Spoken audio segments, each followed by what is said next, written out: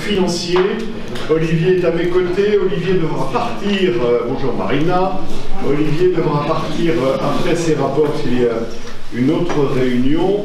J'ai commencé par la délibération numéro 1, ouverture d'un APCP sur le confortement du chemin de la Crémaillère.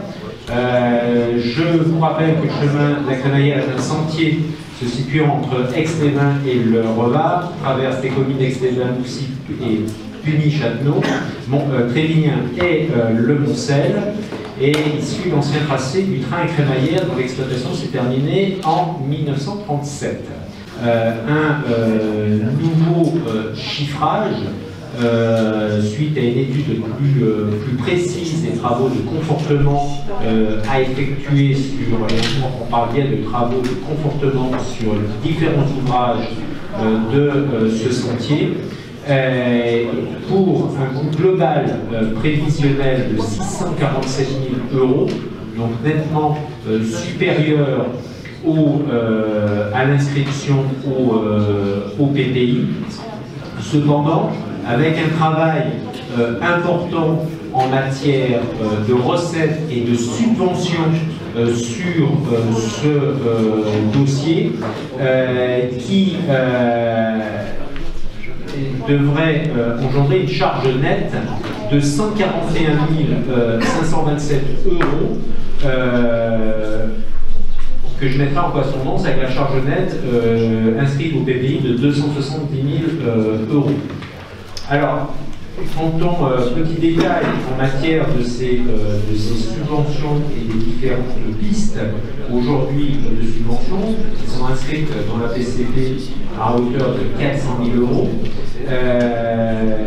300 000 € de subventions en instance du département sur des lignes tourisme, 100 000 € auprès de la région Auvergne-Rhône-Alpes sur des lignes parc naturel.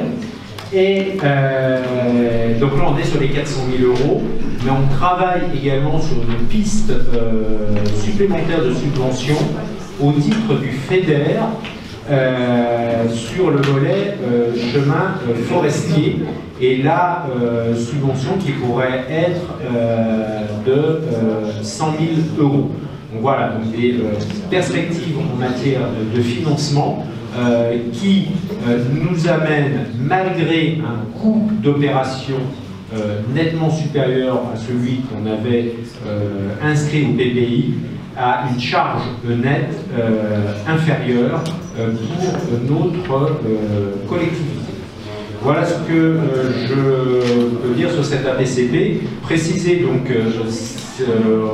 des dépenses programmées sur 2 exercices, 2019 et 2020. Si vous avez des questions. Oui, André. Bonsoir. Bon, l'année se termine, le mandat bientôt aussi, notamment le mien, et je suis sûr que vous regretterez mes interventions, c'est pour ça que j'en profite ce soir pour vous demander 4 minutes pour vous parler de la première PCP, ce chemin de la Crémaillère, qui était, comme l'a répété Olivier, jusqu'en 1937, un chemin de fer. Partout en Europe, dans le monde, et notamment dans notre agglo, un vaste mouvement citoyen populaire se fait jour pour que ces trains-là soient remis à l'ordre du jour et en service en tout cas.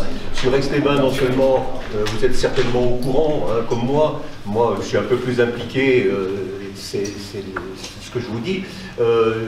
Des socioprofessionnels, des industriels, des groupements se font, des associations se montent pour travailler sur le projet, l'identifier, le financer. Des fonds sont récoltés, mais paradoxalement, ça se fait sans les élus. Enfin, mis à part moi, mais vous connaissez le pouvoir que j'ai dans cette pouvoir très limité que j'ai dans cette agglomération. Donc ça me questionne. Pourquoi? Parce que on se base un peu sur l'étude commandée par la CALM en 2009, qui avait conclu à la non-rentabilité d'un tel investissement et d'un tel projet. C'était un peu biaisé à mon avis et incomplet, parce qu'à côté, il y en a qui travaillaient dans la même étude sur le même sujet, sur une liaison Chambéry-Le Plateau par câble. Donc l'étude était pour moi un peu biaisée. Je me demande pourquoi ça marcherait partout dans le monde et en Europe, et pas dans notre belle Riviera des Alpes. C'est compliqué de comprendre ça. J'ai fait moi-même le tour pour savoir de quoi j'en parlais, hein. J'en avais parlé à l'éditeur. J'ai fait le tour de certaines installations. Je suis allé près de Clermont-Ferrand, au Crémaillère des Volcans, 890 000 visiteurs. Je suis allé à La Rune. La Rune, c'est tout petit, c'est ouvert 7 mois par an. Il n'y a pas de station de ski, ça monte à 950 mètres. Je vous dirai tout à l'heure le mot du président du conseil départemental, c'est 330 000 par an. Les deux, dans mon pays catalan que j'ai visité, c'est plus d'1 million de visiteurs par an. Comparé à nos 25 000 touristes qui montent au terme, il n'y a pas photo. Donc, il faudra quand même, peut-être qu'on réfléchisse à refaire sérieusement une étude. La semaine prochaine, je vous le livre comme tel que je l'ai. Stadler, c'est le fabricant leader mondial des trains à crémaillère, vient à Aix pour la 2e fois nous rencontrer.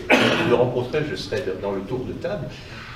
J'aimerais qu'on prenne peut-être le temps de réfléchir s'il n'y a pas moyen de relancer cette étude pour déboucher sur une remise à niveau, parce que remettre à niveau le train de crémaillère, on m'a dit qu'il faudrait fermer la route. Non, non, il y a des crémaillères qui fonctionnent avec les routes partiellement ou complètement ouvertes.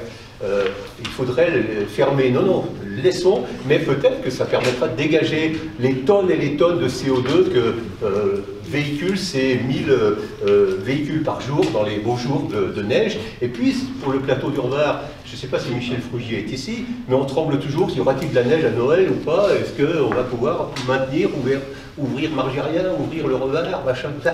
Ça permettrait quand même de faire vivre ce plateau, qu'il y ait de la neige naturelle ou pas naturelle. Voilà, moi je suis perplexe, et je vais quand même vous lire le petit mot du président du département des Hautes-Pyrénées, où il y a le petit train de la Rune, avec un chiffre d'affaires de 4 millions d'euros en 2013. Le petit train est aussi une grosse locomotive économique pour toute une région. C'est une offre touristique quasi incontournable et donc un gros vecteur d'emploi, confirme Jean-Baptiste Laborde, maire de Sarre. 17 salariés sont employés à l'année, tandis qu'une trentaine de saisonniers vient gonfler l'équipe en saison. Merci de votre écoute et je souhaite peut-être qu'on retravaille le sujet, parce que je pense que c'est l'avenir. On gère très bien l'ordinaire. On essaye de rattraper le transport, on essaye de rattraper l'eau, l'assainissement, mais on n'a pas de projet phare pour que dans 100 ans, les enfants disent bah, c'est ce conseil communautaire-là qui a décidé cette remise en question. Merci. Merci André. Est-ce qu'il y a d'autres remarques ou interventions sur ce rapport qui concerne donc le chemin de la crémaillère? Non, peut-être juste un petit mot, André, pour dire que je crois pouvoir dire que je suis ce dossier depuis 15 ans, quelque chose comme ça. Donc c'est pas, en effet, on ne découvre pas le sujet. C'est moi qui étais à l'initiative à l'époque de l'étude qu'avait fait l'AGLO pour essayer de trancher la question. Puisque on est tous, comme toi, très preneurs et très nostalgiques de cette crémaillère. Et donc, moi, demain matin, je suis prêt à la réouvrir. C'est pas dire le contraire de ça, c'est exactement ça la position. Le problème, c'est qu'il faut trouver entre 100 et 200 millions d'euros. Bon, pour un outil qui sera déficitaire, en plus, chaque année. Donc voilà, on fait quoi? On s'engage là-dedans? Effectivement, c'est un rêve formidable. Il y a une espèce de romantisme autour de ce projet, de tous ceux qui le soutiennent. Mais je les connais bien, c'est d'ailleurs un peu gênant qu'ils soient dans la manche d'un des fabricants. Tu as parlé de Stadler, c'est curieux, du point de vue, à mon avis, hein, de responsable public, qu'on puisse avoir d'emblée une relation avec un des intéressés au sujet. Ça fait des années que l'association, que je connais aussi bien que toi, et depuis très longtemps, me dit « Mais nous avons des financeurs privés qui sont prêts à s'engager. Ben, montrez-les-moi. Mon bureau est ouvert. Je n'ai pas vu un seul. » Bon, le seul dont on m'a dit que peut-être il pourrait venir, c'est quelqu'un qui est dans le giron des installations électriques nationales, si tu vois ce que je veux dire. Il se trouve que je connais très bien un des responsables de l'entreprise. J'ai dit, il paraît que vous êtes prêt à cofinancer. Bien, non. Non, c'est pas si simple. Bon.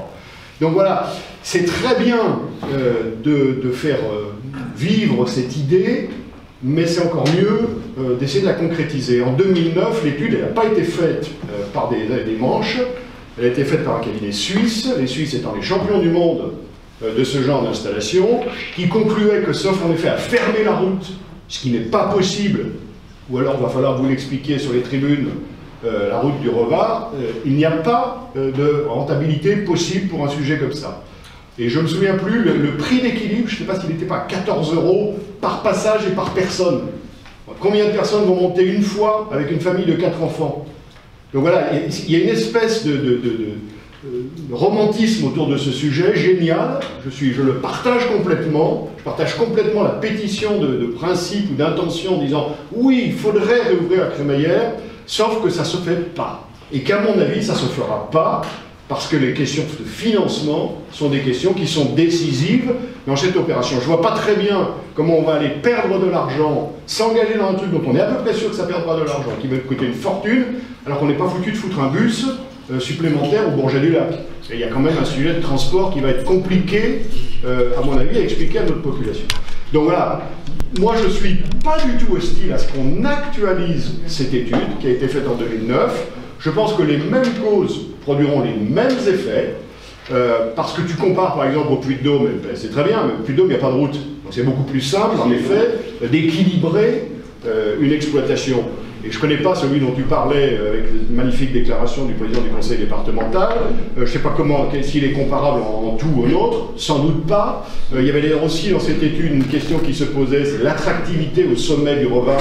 Parce qu'au sommet du Revard, il y a quand même pas mal de mois de l'année où il ne se passe pas grand-chose et où il n'y a pas donc un flux suffisant. Donc moi je veux bien, si le conseil en est d'accord, qu'on commande une actualisation pour quelques milliers d'euros de cette étude, voir si les postulats de cette étude sont aujourd'hui démentis ou s'il y a du nouveau dans l'affaire. Je n'y crois pas une seconde, mais ça m'embêterait d'auto-censurer le débat, alors qu'au fond, on peut peut-être en effet mettre à jour tout simplement cette étude.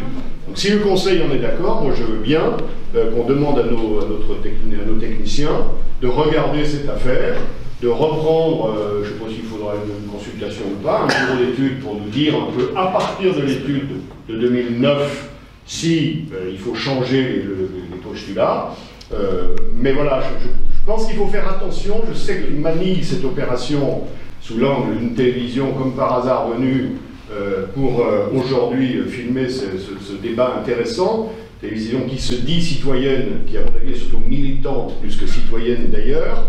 Ce qui n'est pas tout à fait la même chose. Mais voilà, moi je sais faire aussi des effets de tribune sur des sujets qui sont sympathiques, mais un sujet sympathique entre 100 et 200 millions d'euros, moi je ne sais pas le financer.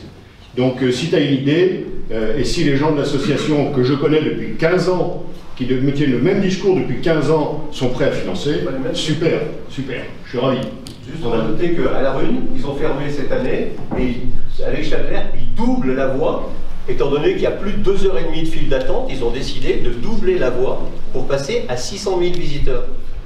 Donc ce n'est pas une question de rentabilité. Pourquoi dans les Hautes-Pyrénées, un coin perdu, ceux qui connaissent la Rune peut-être, un coin perdu, à 930 mètres d'altitude, il n'y a pas de ski, il n'y a pas de station, c'est formidable. Ils ont équilibré. Oui, je voudrais juste intervenir. Je comprends ta prudence. Et je la partage, mais s'il y a peut-être un problème avec cette crémaillère, c'est qu'elle ne peut pas être vivante toute seule. Et il nous faudrait, là-haut, quelque chose de pérenne pour toute l'année. Il y avait eu un petit projet, il y a quelques années, qui est tombé à l'eau, et c'est bien dommage parce que entre ce projet et la crémaillère, c'était jouable. Et le problème, c'est qu'actuellement, effectivement, la crémaillère toute seule, sans quelque chose là-haut de toute l'année, mais il faut absolument réfléchir s'il n'y avait pas, on ne pourrait pas mettre quelque chose. Peut-être, de toute façon, il va bien falloir que l'on réfléchisse, parce qu'avec le réchauffement climatique, il faudra peut-être qu'on trouve quelque chose là-haut qui soit pour toute l'année. Donc, effectivement, là, actuellement, sans rien, c'est peut-être une folie la crémaillère, parce que ça risque de coûter très cher, mais avec quelque chose là-haut, eh bien, ça pourrait être quelque chose de vivant. Et on pourrait réfléchir. Mais je pense que les deux doivent être traités. Je partage complètement ce point de vue. Il y avait eu, peut-être André, il n'était pas dans les circuits à ce moment-là, beaucoup de réflexions dans le sens de ce que dit Jean-Christophe. Maintenant, pour justifier un outil comme ça de transport, c'est un outil de transport, il faut une densité d'activité en haut. Immobilier, vous y pensez même pas. Grande tyrolienne avec un porteur de projet shooté. parc animalier shooté. Ouais. Voilà, c'est-à-dire que chaque fois qu'on a apporté un projet là-haut, chaque fois on s'est fait dézinguer. Bon.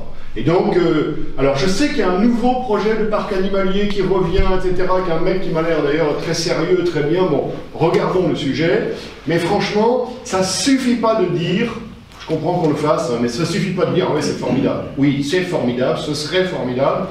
Moi, je ne sais pas le financer. En tout cas, moi, tant qu'on est sur les données qui sont celles qu'on a aujourd'hui, je ne vois pas comment on peut s'engager là-dedans. Mais je vous propose donc, si vous en êtes d'accord, Marina, d'actualiser, de prendre quelques milliers d'euros pour actualiser l'étude de 2009. Et puis on verra bien, ça nous permettra en tout cas de ne pas parler en l'air, mais d'avoir des bases à nouveau solides et réactualisées. Marina. Oui, non, si on évoque la liaison Revard et Plaine, moi je croirais plus volontiers à la solution de transport par câble, qui avait été aussi évoquée à un moment, et qui par contre, à ma connaissance, n'a pas fait l'objet d'une étude et d'un... On ne sait pas aussi. Il y a une étude, mais il y a une étude qui est encore plus ancienne sur le sujet. Et effectivement, je crois que c'était, alors je parle de mémoire, je ne pensais pas que ça donnerait lieu à un débat comme ça aujourd'hui, mais de mémoire, l'investissement est à 80 ou 100 millions de moins sur le transport par câble. Donc ça change à peu près tout quand même. Enfin, néanmoins, il reste l'exploitation qui serait probablement, enfin c'est ce que disait l'étude à l'époque, déficitaire. Jean-Marc? Oui, pour connaître un petit peu le sujet en tant qu'ancien président de Simon Durvar, je peux quand même aussi apporter un témoignage, André, c'est qu'avant 2009, il y a eu d'autres études, il y a eu un paquet d'études qui ont été faites avant, qui arrivaient toujours malheureusement à ce constat de déficit structurel. Moi, je vais juste rajouter un point qui n'a pas été évoqué, qu'il ne faut pas oublier, c'est que l'ancienne crémaillère, elle partait quasiment des Carnasco et qu'elle montait là-haut. C'était ça qui était le charme, c'est qu'en plus, tu partais de la ville. Pour qu'ils soient intéressés, il faut quand même qu'ils aient à proximité la gare au départ. Et là, tu vas la mettre où, cette gare au départ? Au Grand Port. Au Grand Port. Eh bien, écoute, je pense qu'il faudrait ajouter cette option. Mais à mon avis, ça me paraît compliqué de retrouver l'emprise foncière qui était intéressante à l'époque. Merci Jean-Marc. Corinne? Moi, je trouve très intéressant effectivement qu'on puisse réactualiser l'étude qui avait été faite, mais avec quelque part aussi, moi je rajouterais une problématique qui, je trouve un peu escamotée là, qui est entre un outil touristique comme le Petit Train de la Rune. La différence entre le Petit Train de la Rune et le nôtre, c'est qu'il existe depuis 1924, qu'il n'a jamais été arrêté. D'ailleurs, si ça n'avait pas été arrêté, peut-être que si effectivement il n'avait pas été arrêté, il tournerait encore. Donc là, il y a une vraie différence. Mais c'est aussi un produit touristique, c'était un des écueils aussi dans le résultat de l'étude. Un produit touristique, il faut qu'on nous raconte une histoire et on peut prendre du temps pour monter au Revard. Un produit de transport pour aller faire du ski de fond quand on est en bas et qu'on voit qu'il y a une éclaircie, il faut qu'on y monte assez rapidement. Et on avait dans cette équation-là aussi une vraie problématique entre effectivement on paye cher un produit touristique qui nous emmène et on prend le temps, et on ne paye pas cher un outil de transport qui nous emmène vite faire du ski. Donc ça n'empêche pas de réactualiser, mais c'était aussi un des écueils. Merci Jean-Claude, et puis Juliette. Juste sans prendre part sur les idées des uns et des autres, bien que je partage ce que tu as dit tout à l'heure sur l'étude, je pense qu'on avait une étude qui avait quand même été parfaitement bien faite à l'époque. Et moi, ce que je trouve, c'est qu'à l'époque, on avait déjà dit que cette étude avait coûté plus que cher. Autant que moi. Quelques dizaines de milliers d'euros. Oui, oui. Non, mais en dessous de 100, oui. Je fais une somme qui considère que quelques dizaines de milliers d'euros, c'est déjà une somme. Donc, je suis peut-être un peu râler pas crête pour une grande structure. Enfin, je veux dire, quelques dizaines de milliers d'euros. Actualisé, tu parles de quelques milliers d'euros. Si ça reste à quelques milliers d'euros, je veux bien. On va pas tous les 5 ans ou 10 ans refaire une étude sur le même sujet qui n'a pas fondamentalement évolué à l'heure actuelle, à des coûts de ce type-là. D'accord. Oui, c'est vrai que si chaque fois que l'étude ne nous plaît pas, on en fait une autre, on va en faire un paquet. Olivier Bertel. Moi, je voulais juste te dire que pour aller au ski de temps en temps, quand je vois la pollution que le trafic génère, que ce soit les touristes qui montent tous en même temps, les cars, les voitures, et quand je vois les réformes qui sont en train de se profiler, les augmentations de taxes par exemple, et puis la pollution, Nicolas Hulot a juste simplement parlé de fin du monde, et si on ne faisait rien, je me dis que peut-être que c'est cher, peut-être que c'est pas le moment, mais on doit quand même, je pense, se poser un peu des questions. Parce on doit de toute façon changer de mode de fonctionnement. Peut-être que c'est un moyen. Quand on voit le câble, la facilité, enfin, je veux dire, ça éviterait quand même pas mal de trafic. Donc même si c'est onéreux, je pense qu'on doit quand même se poser la question. Merci Olivier. Bernard Marin. Moi, je voulais juste dire que si on a 100 millions ou 200 millions à mettre, je préfère qu'on les mette pour doubler la ligne entre Almas et Chambéry que pour monter jusqu'au Var. Parce que là, effectivement, pour le CO2, tout ça, je pense qu'on en éliminera plus. Merci. Merci pour ce débat très intéressant. C'est André. Plus personne ne veut parler. Bon, je vous propose donc, sous réserve qu'effectivement on soit en dessous du seuil de consultation, hein, c'est-à-dire autour de 20 000 € maximum, on actualise cette étude. Et si c'est moins, Jean-Claude, je te promets qu'on sera ravis. Voilà. Alors, sur cette ouverture d'un PCP, Olivier qui voulait aller vite parce qu'il doit partir, il est content du débat. Sur cet APCP, est-ce qu'il y a des oppositions? Alors néanmoins, cet APCP, André, on en est d'accord, est une moyenne de conforter de toute façon les ouvrages d'art. Donc ça, c'est pas de toute façon, quelle que soit l'issue, c'est de toute façon une bonne idée. Donc pas d'opposition, ni abstention, super, merci.